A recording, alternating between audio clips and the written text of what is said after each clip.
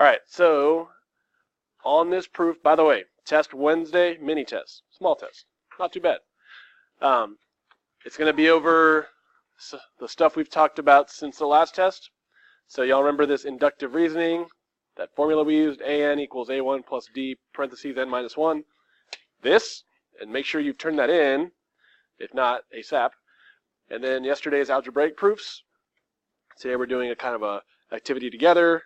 Monday we're doing geometric. Tuesday we're reviewing. Wednesday is the test. Hopefully you know next week is the last week of the 9 weeks. So I know we're kind of sneaking in some heavy grades here at the end, but we got to get them in. So, yeah.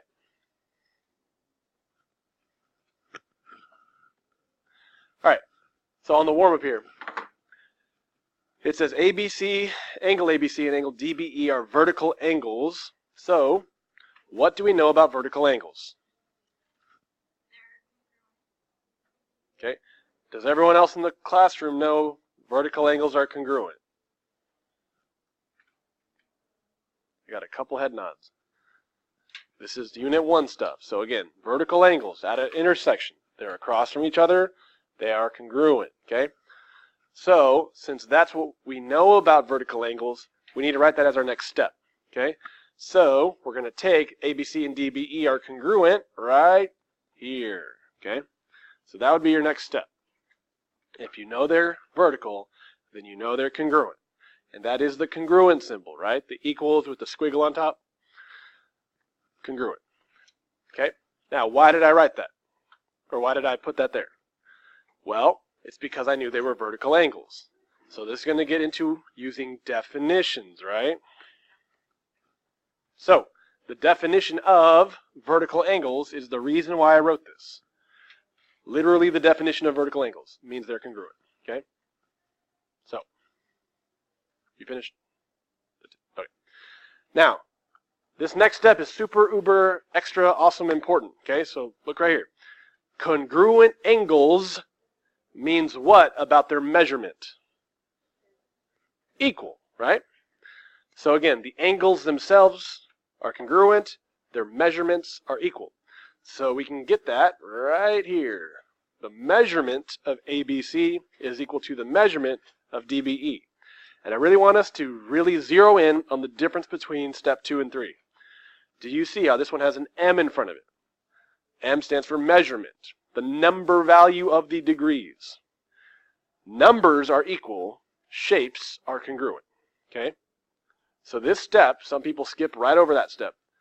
Okay, in proofs, you cannot just assume and skip over steps. So that's why we do every little tiny step. So how do I know that these measurements are equal? That's the definition of congruent. That's what it means to be congruent. Equal measurement. So that's why this reason goes right there. Definition of congruent. Okay. Now, I need to start getting some numbers in here. So do I know what the measurement of ABC is? Look at what's given. Yes, I do. It's 5x minus 2, right? Do I know the measurement of DBE? It's given. So yes, I do. So what I'm going to do is I'm going to replace each of those with their values. And that would end up being 5x minus 2 equals 13. What is that called when I replace something with something else? Substitution, right? So that's the substitution property. Bring that down. And now, this is typical last 2 days. Algebraic proof, right? How would I solve this? What would I do first? Okay, I would add 2 to both sides. 13 plus 2 gives me 15. So yeah, that would be 5x plus 15. And the reason, what did I just do on both sides? Addition, POE. The next step to get rid of that 5 is what? I'm going to divide by 5. So x equals 3. Y? I just divided on both sides. That's division, POE. Okay, so are you seeing what a two-column proof looks like for a geometric proof? It can be kind of long, it can be kind of, technical. This is what proofs are all about, okay? So lucky you, we're not spending forever on this stuff. It's over, this section of it is over on Wednesday when we take that test, okay? But we are going to get into more geometric proofs on Monday. Today we're going to be looking at specific applications. So what I want you to do is to take a look at this, okay? You have this in front of you, hopefully, because you grabbed it on the way in. Okay. By the way, I'll leave this here if you wanted to finish getting that down. Take the pass, yeah. Before you leave, though. So everyone got this yesterday? If you turned it back in, which is fine, you can get them right here. Okay, I have plenty. But you're going to want to use that little half sheet on this assignment, okay?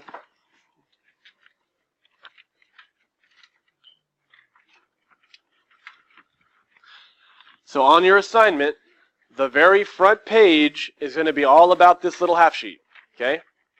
So you just match it, or you put in a conclusion with a justification, okay? Front side is like this. However, again, this whole front side, algebraic proof stuff, okay, from yesterday. However, on the back, these are all geometric. So what I'm going to do is I'm going to give you a kind of a word bank right here. We are going to go over this together, but while you're working independently, when you get to the back side, these are the possibilities for your justifications, okay? But I'm going to let you work through it first, and then we're going to come and check your answers. Okay, that'll be the last 15-ish minutes of class. So I want you working on this. Let's get started.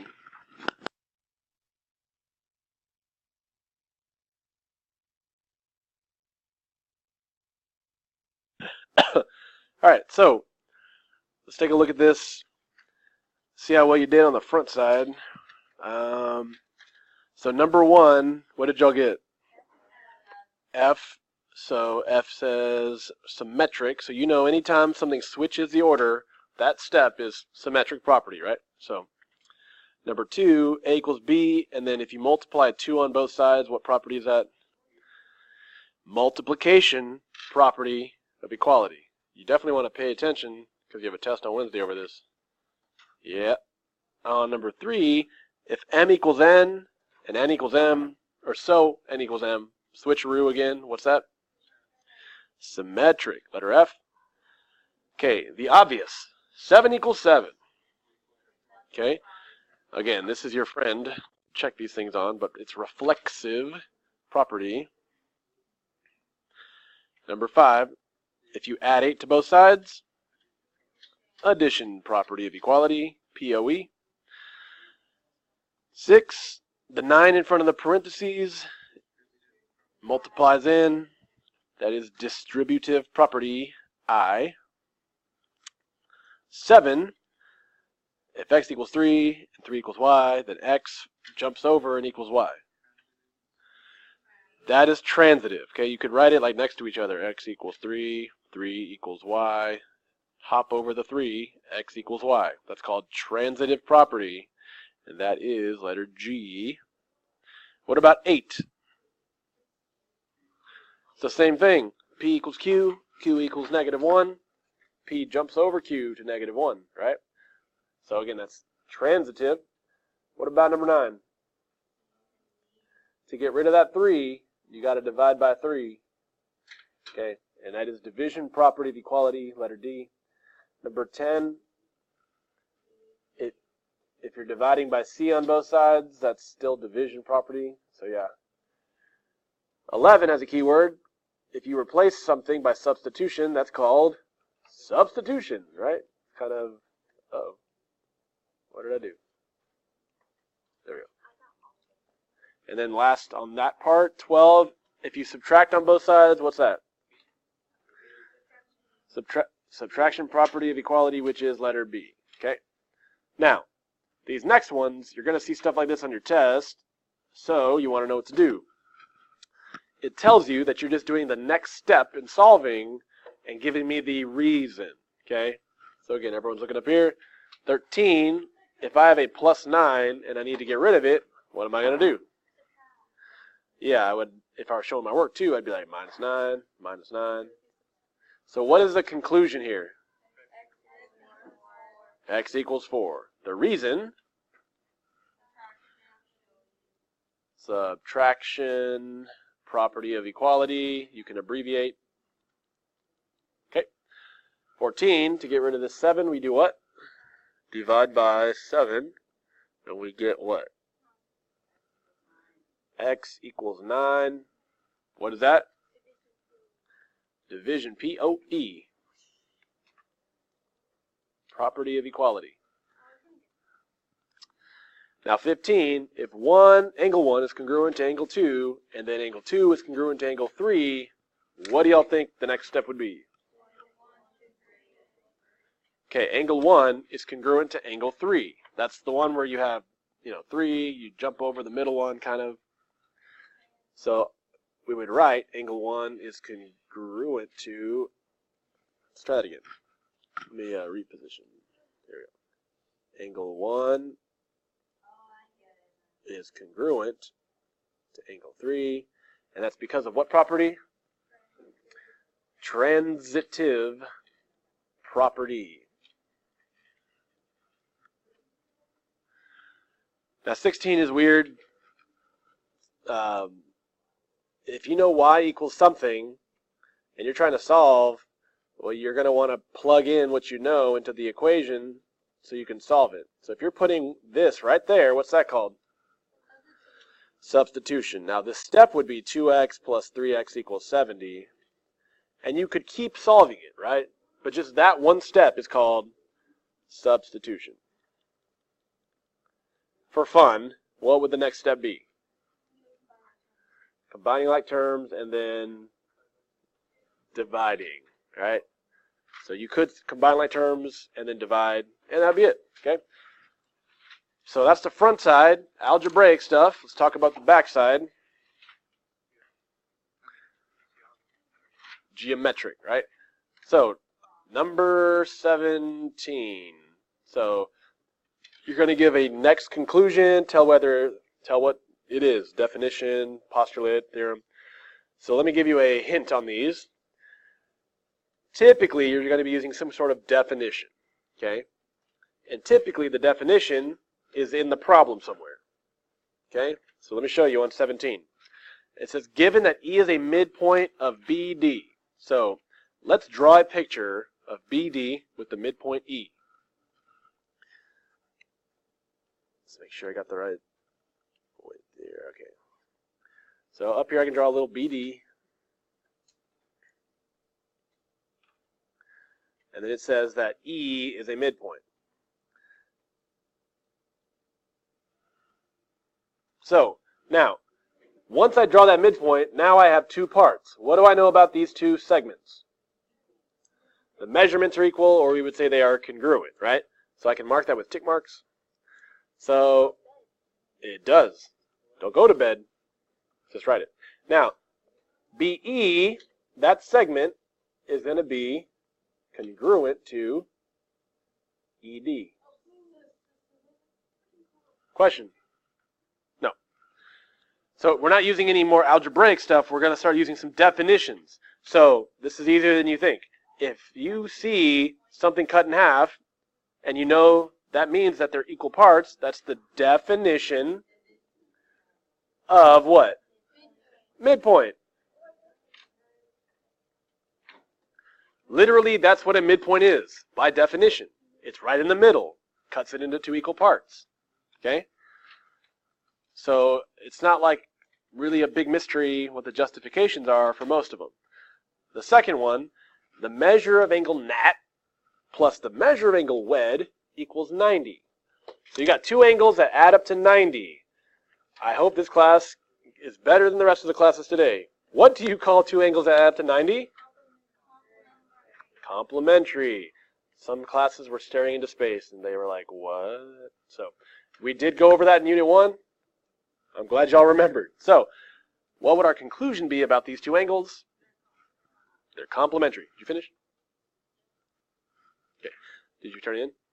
Great. So, angle nat and angle wed are complementary.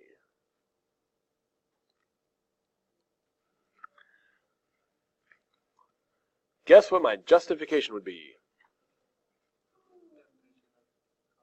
Definition of complementary.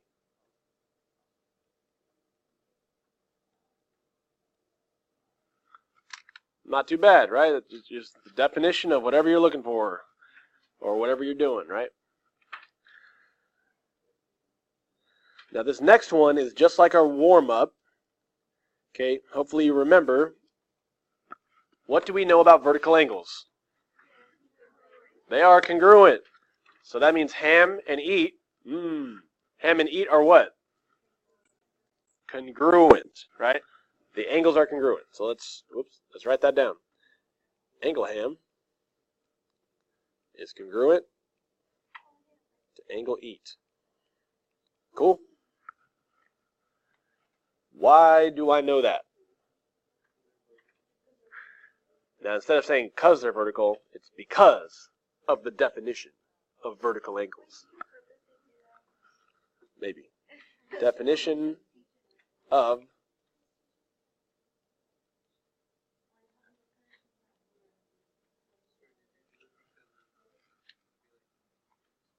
question? Question?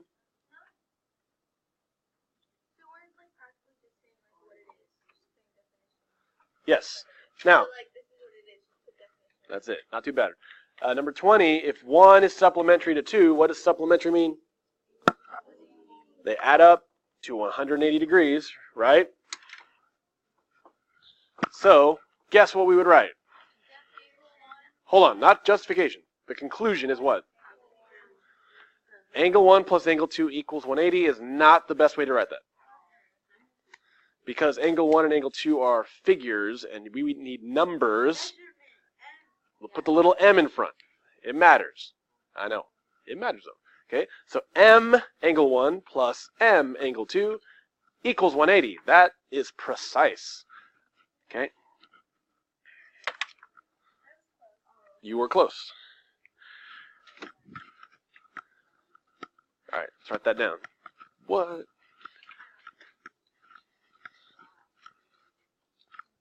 There we go. So please notice, if you didn't put the m, that is not the most precise way of doing things. Measure of angle 1 plus the measure of angle 2 equals 180. Why? Definition of supplementary. That's what supplementary means. The angles add up to 180, the measurements. Okay? 21. Now this is something not new, but I want to make sure we understand the reasoning. So, 21. If it gives you an angle GLD, might be good to draw that.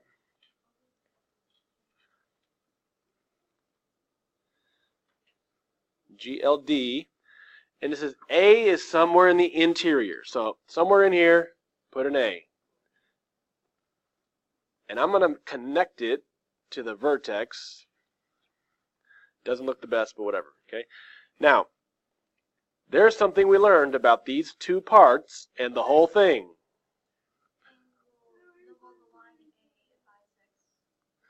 So A says it's in the interior. It doesn't say it's in the middle. So we don't know if it's a bisector. We don't know if it's cut in half. But I'm asking you, what do I know about the two parts in relationship to the whole? Okay. Right. So we've said part plus part equals whole, right? But I want to give, that's the Mr. G way of saying things. We want to do the math way of saying things. So there's a name for this, and it's called, hey, that's good. It's hard to hear like 5 things at once, but pause, time out for 1 second. The justification, I know I'm getting ahead of myself, but I want y'all to know, I don't ever want you to write part plus part equals whole. That's the concept in your brain. That's fine. But the thing you're going to write is angle addition postulate. That's the technical math postulate for this, okay? And also for segments. If you add up two parts of a segment equal to the whole thing, that's the segment addition postulate, okay? So the conclusion, let's write that first. Maybe some of y'all were saying this. I can't hear all y'all at once. Let's write it. The first part, angle, GLA, plus the other small part, ALD,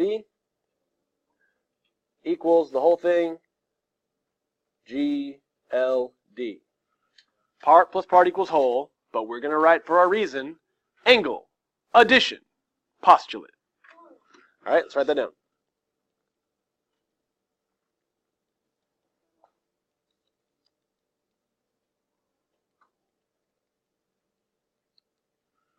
Angle addition postulate. Maybe. Postulate. Postulate. Postulate. It's not pasta. All right, 22. Now, think about this. If you got two segments that are the endpoints are collinear, CO and OL. So I got CO. And I got OL. What do I know about CO and OL? The measurements are equal. They are congruent. So that means what? What can you conclude about this picture? We know they're equal. O is a midpoint. Okay? O is a midpoint.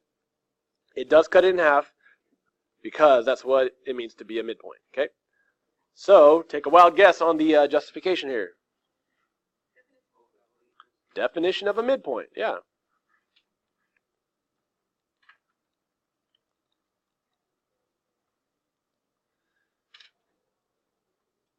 (23) The measure of angle 2 equals the measure of angle 6. What do you think? If you know the measures are equal, what does that say about the angles? Congruent, right? So that, how would you write that? No M, just angle 2, congruent sign, angle 6. I want us to be very familiar with M's are equal and angles are congruent, okay? So the M was in the original one, so we're getting something different. And the thing that we're getting different is, it's basically saying, if the measurements are equal, the angles themselves are congruent. Okay? So shapes are congruent, numbers are equal. That's the difference. Question?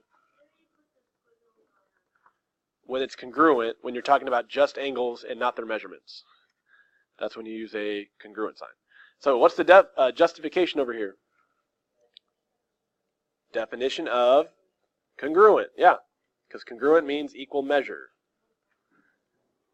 Last but not least here. These arcs mean that they're equal, right? Sometimes you'll see it with a tick mark. So, well, hold on. True, but if they're cut in half, what does that say about this thing right here? RO, which is a ray RO, is a bisector.